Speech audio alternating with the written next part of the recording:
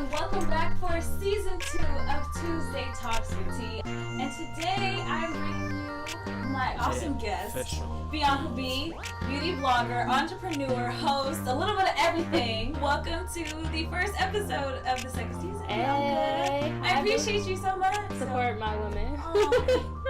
Thank you, because that's what matters. Yeah. First off, how you doing? Good, how are you? I'm doing fabulous. I want to dig into like your life before you started doing all of this entertainment stuff. Okay. So what was life like growing up for you? So I'm from Detroit, Michigan. I've lived there a majority of my life until I was 17.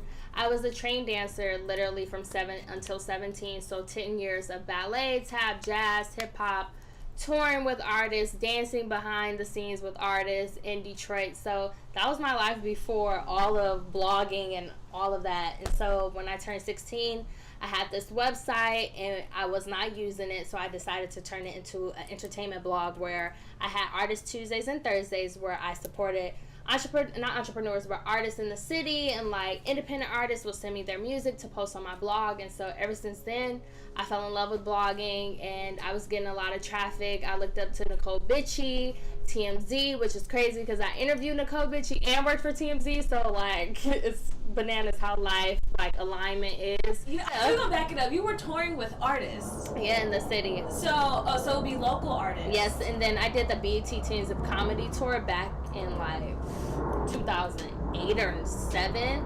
Yeah. Oh wow! So what was that experience like for you? It was amazing. I danced backed up for Brandon T. Jackson, Little JJ. Yeah. So yeah. You're really out here. Yeah. So you were mixing, mingling with celebrities before you even like stepped into that world. Exactly. So when you got there, you were kind of already comfortable. Like, yeah. Oh, like wow. I don't treat celebrities no different than I would treat a person on the street. Like. So at what point were you like, I have to work in this industry? Like, there's no other way I'm gonna have it. Like, this is in my heart.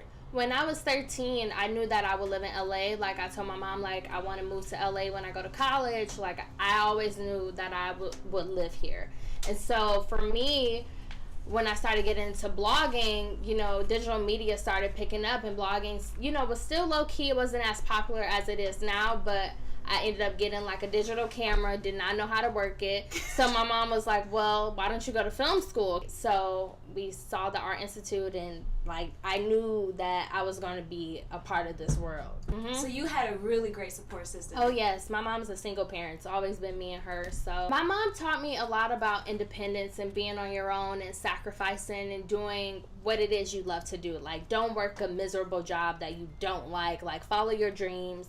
Like, my mom's always been a huge support system. Always kept me active. Always kept me in fly clothes. Like, she always looked out and made sure I was good. So I give a lot of my career, I always mention my mom and whatever it is I do, because she has been like such a support system in my life, and a lot of people don't have that. With her, she just taught me how to be independent, and I think one issue about that is like, as women nowadays, we feel like we can't have a man to depend on anymore. So I think that has been an issue for me, like being so independent where I can't like trust people or like do like you kind of control. Yeah, exactly. What was the journey like from you leaving from Detroit to LA?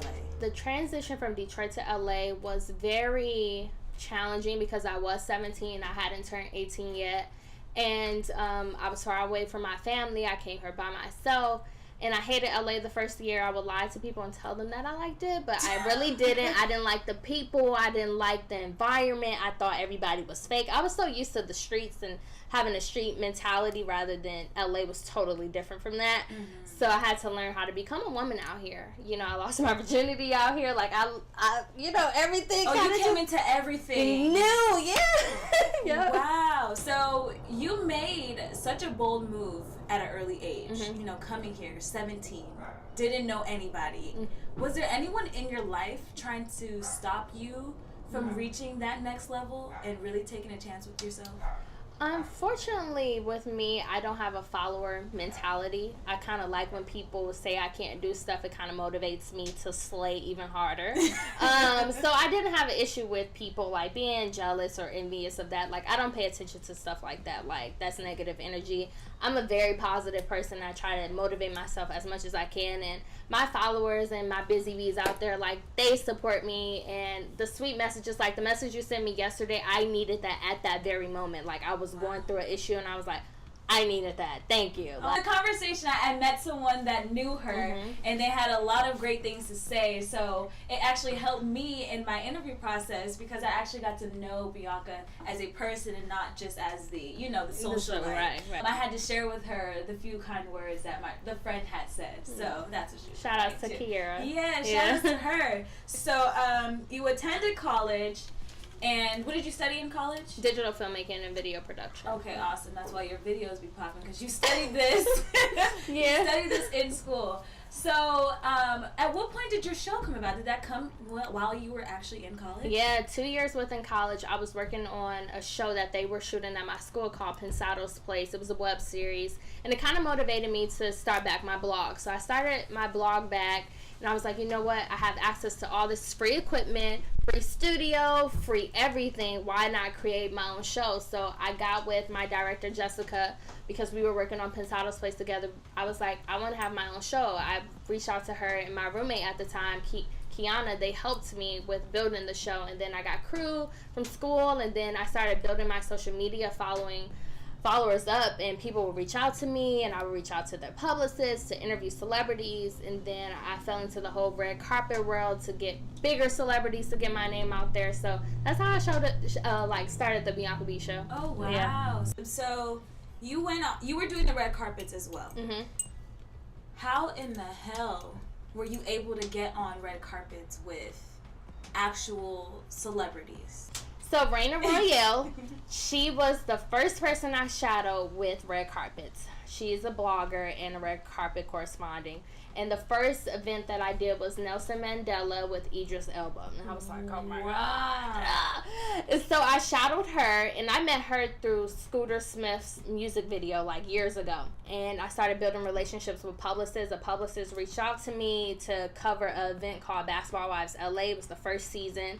And I interviewed everybody, and I was like, everybody was there. Everybody you could think of. The whole cast was there. And so I gave my business cards to publicists who were there at the event. And once you build relationships with publicists, they'll start letting you come to their events. So yeah.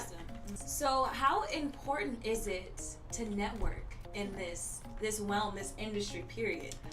LA is definitely a networking city, so you want to make sure you keep a very solid name. Relationships are important because it can help your career tremendously, especially if you want to get into hosting, blogging. Well, I really had to adjust my attitude being out here. I used to not take shit from people, like, at all. So I've learned to, adjust my face, adjust my attitude, and not to react to everything. But relationships are, so important. You do not want to ruin that. What are the different kinds of ways for someone to network? I think social media and Instagram is a great way to network, reaching out to people. Just like I met you through Instagram, and then you came to my book launch. That's how we met. So I feel like social media, I consider social media like my family, people I've met some amazing people. So start out there. If you don't know how to socialize, a lot of people don't know how to socialize, so write them hi, I admire your work, I would love to speak with you over the phone, or let's have a lunch meeting, let's grab Starbucks. You can start out there and really start building a relationship. Also, like other people's pictures, follow them back. I follow back as many people as I can. I'm past the max on Instagram.